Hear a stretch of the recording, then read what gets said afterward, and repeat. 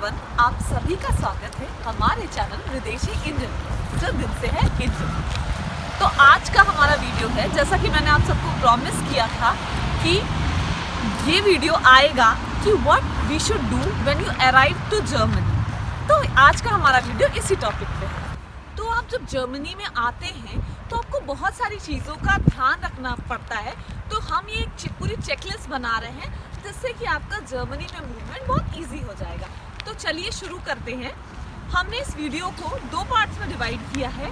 पहला पार्ट ये है कि कौन सी चीज़ें हैं जो मैंडेटरी हैं, जो आपको करनी ही करनी है, और दूसरा पार्ट ये है कि कौन सी चीज़ें हैं जो आप नहीं भी करोगे तो चलेगा, बट हम वो चीज़ आपको रिकमेंड करते हैं। और इस वीडियो में हम आपको बहुत सारे अच्छे अच्छे टिप्स एंड ट्रिक्स भी देंगे, तो ये वीडियो आप एंड तक ज़रूर देखिएगा।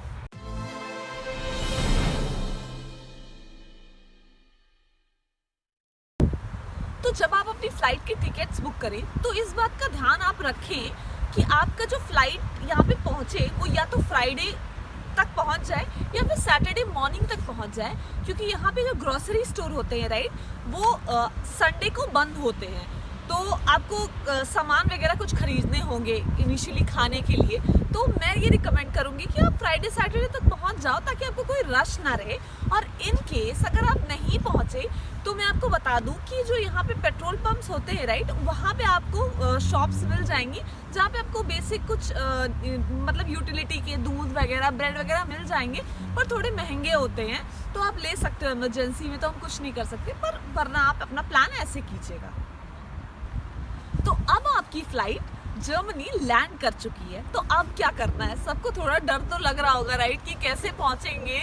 अगर आप लकी हैं कि आपको एक टैक्सी मिल रही है, एम्प्लॉयर आपको टैक्सी भेज रहा है, तब तो आपको टेंशन लेने की कोई ज़रूरत नहीं है, आप टैक्सी से जा सकते हो, वरना आपको सोचना पड़ेगा कि आपको कैसे जाना है।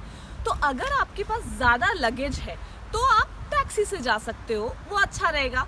50 to 100 यूरोज आपकी टैक्सी में चार्ज लग जाएंगे। पर अगर आपके पास इतना लगेज है कि आप उसको कैरी कर सकते हो तो इतने पैसे आप मत खर्च करो, आप पब्लिक ट्रांसपोर्ट से जाओ। और आपको मैं यहाँ पे फिर से एक रिकमेंडेशन दूंगी कि अगर आप सिंगल हो राइट, तो आप 1 डे का पास निकाल सकते हो। वो आपको 14-15 यूरो के अप्रॉक्स 1 डे पास मिल जाएगा, जिससे आप पूरी सिटी में ट्रैवल कर सकते हो एक दिन के लिए।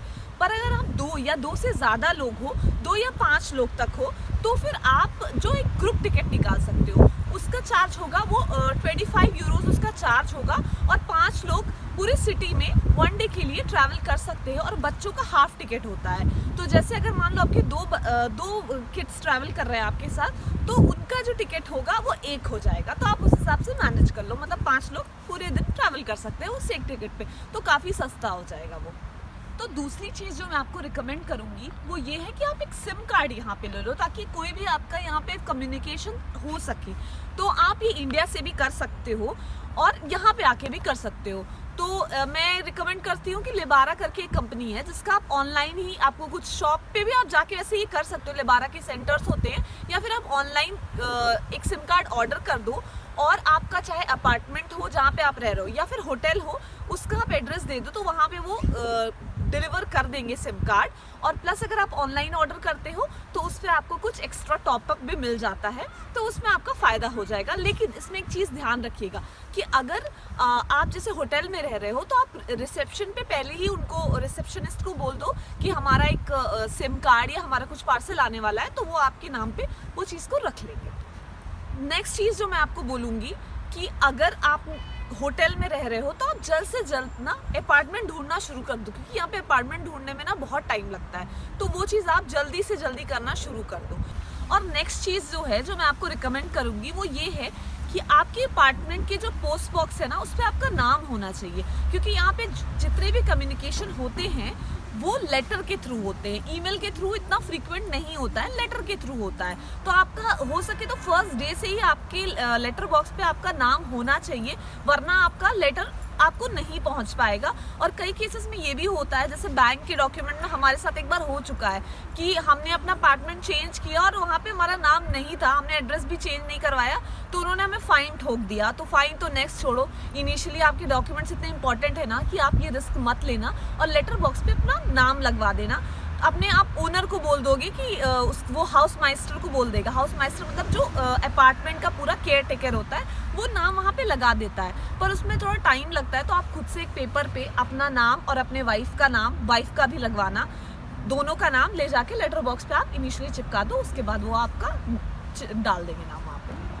और अगली जो बहुत ज़्यादा इंपॉर्टेंट चीज़ है, जिस पे मैं जितना भी स्ट्रेस करूँ वो कम है, वो ये है कि आपको अपना टाउन हॉल रजिस्ट्रेशन करवा लेना है। और टाउन हॉल रजिस्ट्रेशन आपको जर्मनी पहुंचने के 2 वीक के अंदर करवाना है, अदरवाइज कॉम्प्लिकेशंस हो सकते हैं, प्लस आपको पेनाल्टी भी ठोकी जा सकती है। तो इस चीज़ का आप ध्यान रखिए। पर कुछ केसेस में जैसे आप होटल में रह रहे हो, राइट, तो आप नहीं करवा सकते। अगर 2 वीक के अंदर आप मूव नहीं कर रहे हो अपने अपार्टमेंट में, तो आप नहीं करवा सकते, तो फिर आप थोड़ा डिले होगा। पर आप अपार्टमेंट में जब मूव हो तभी आप अपना टाउन हॉल रजिस्ट्रेशन करवाइएगा। तो नेक्स्ट चीज़ जो आपको यहाँ पे आके करनी है वो है कि आपको अपना टीवी और रेडियो का रजिस्ट्रेशन करवाना है।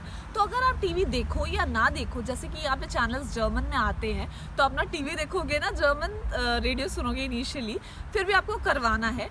तो ये इसके जो चार्ज होते हैं वो 17.5 यूरोज होते हैं पर हाउस होल्ड। मतलब एक घर को इतना चार्ज देना है, चाहे आप फैमिली के साथ रहो, चाहे आप बैचलर्स, डिवाइड करके अपना चार्ज पे करो, पर ये पर हाउस होल्ड होता है और आपको करना कंपलसरी है। तो अगला जो इम्पोर्टेंट काम आता है वो है बैंक अकाउंट ओपन कराना। तो पहला केस मैं लेती हूँ कि अगर मान लो आप यहाँ पे जॉब कर रहे हो, जॉब करने के लिए आए हो, तो कई केसेस में क्या होता है कि आपकी कंपनी आपको पूरा इस चीज़ के लिए असिस्ट करती है, तो वो आपको ऑलरेडी पता होगा क्या क्या करना है। पर अगर आपको खुद से ये चीज़ करनी है, तो फिर आप यहाँ पे बहुत सारे बैंक्स हैं, जैसे कि कॉमर्स बैंक हो गया, डॉइचे बैंक हो गया, N26 हो गया, जो कि मतलब हाईली डिजिटल बैंक है, जो कि फ़ोन के थ्रू ही सब कुछ होता है, इसकी कोई फिजिकल ऑफिसेज नहीं है, तो आप उसमें भी खुलवा सकते हो। कोई भी बैंक अकाउंट आपको खुलवाना इनिशियली ज़रूरी है।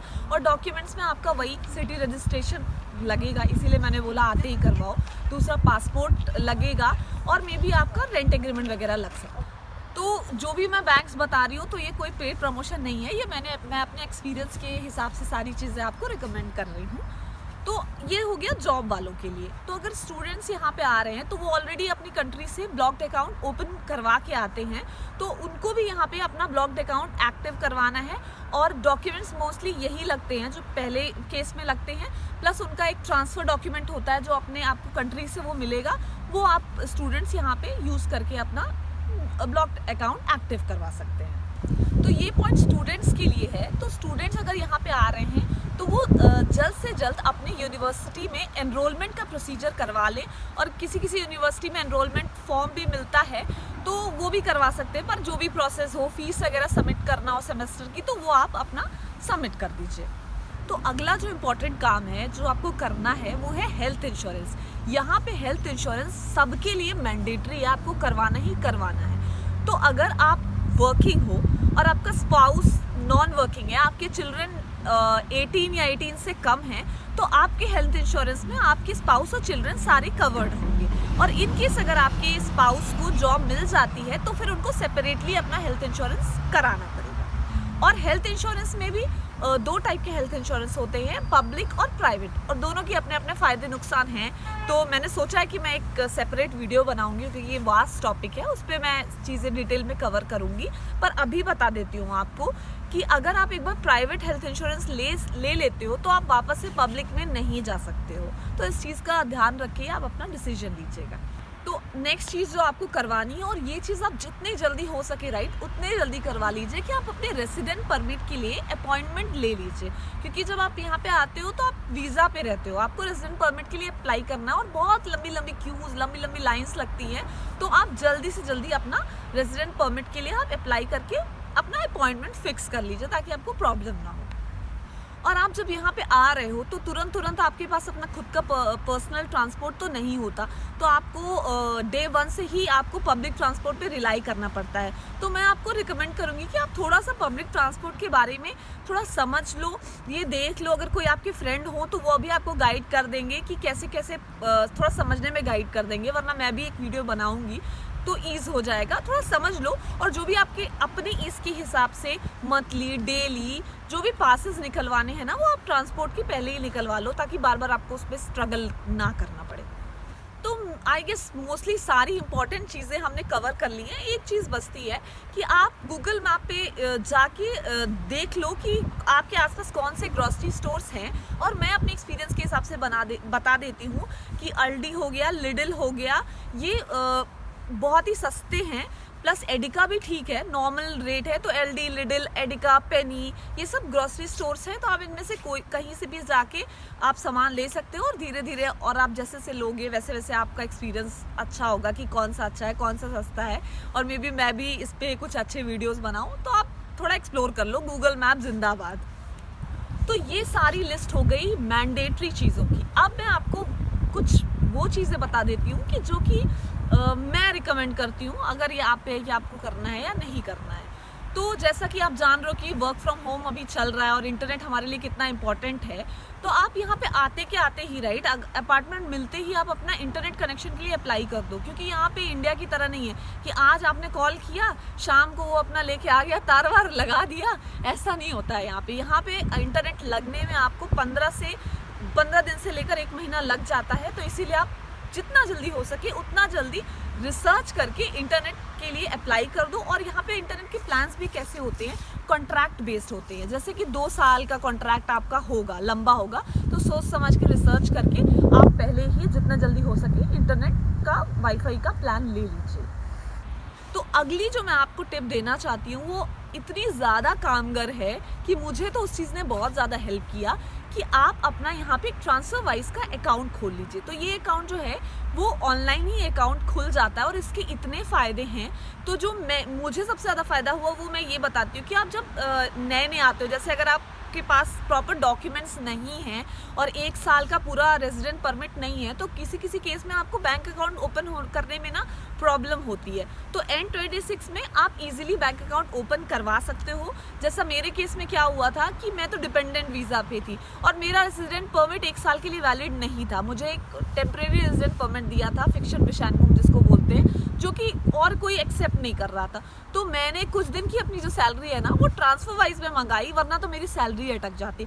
सो ट्रांसफर वाइज अकाउंट लेने का जो सेकेंड बेनिफिट है वो ये है कि आप यूरोप में किसी भी कंट्री में अगर आप घूमने जाते हो तो हर जगह यूरो करेंसी नहीं चलती है। तो ऑब्वियसली आपको उस कंट्री की करेंसी चाहिए होगी। तो आप ट्रांसफर वाइज में उस करेंसी का अकाउंट ओपन कर सकते हो और जब भी आपको अच्छा कन्वर्जन रेट मिले तो आप अपनी यूरो को कन्वर्ट करके उस अकाउंट में डाल सकते हो और फिर वहाँ पे आप उसी अकाउंट से, आपके ऑलरेडी कन्वर्टेड करेंसी रहेगी अकाउंट में, तो आप उसी करेंसी से वहाँ पे आप जाके स्पेंड कर सकते हो और आपको अच्छे रेट्स भी मिल जाएंगे।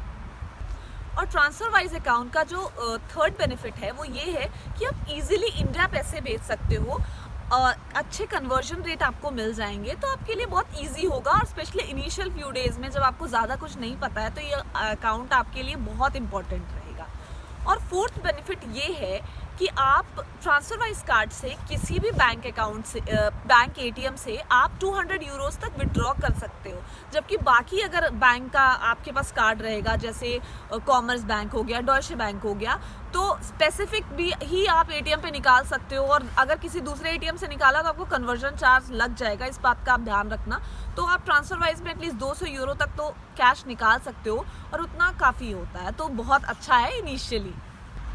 और ये कोई पेड प्रमोशन नहीं है, तो मैं ये अपने एक्सपीरियंस से बता रही हूँ ताकि ये आपको हेल्प हो। मुझे हेल्प किया इसलिए मैं आपको बता रही हूँ कि आप ये चीज़ करवा लेना। सो गाइज, बस इतना सा था हमारा आज का ये वीडियो। होप कि मैंने सारे टॉपिक्स कवर कर लिए हैं। अगर कुछ छूट गया है तो आप हमसे कमेंट्स में पूछ सकते हैं वो क्वेश्चन। और होप कि आज का वीडियो आपको अच्छा लगा। तो अगर ये वीडियो अच्छा लगा तो प्लीज़ इस वीडियो को लाइक कीजिए, शेयर कीजिए और हमारे चैनल को सब्सक्राइब कीजिए। And I'll see you soon again. So take care. Bye bye.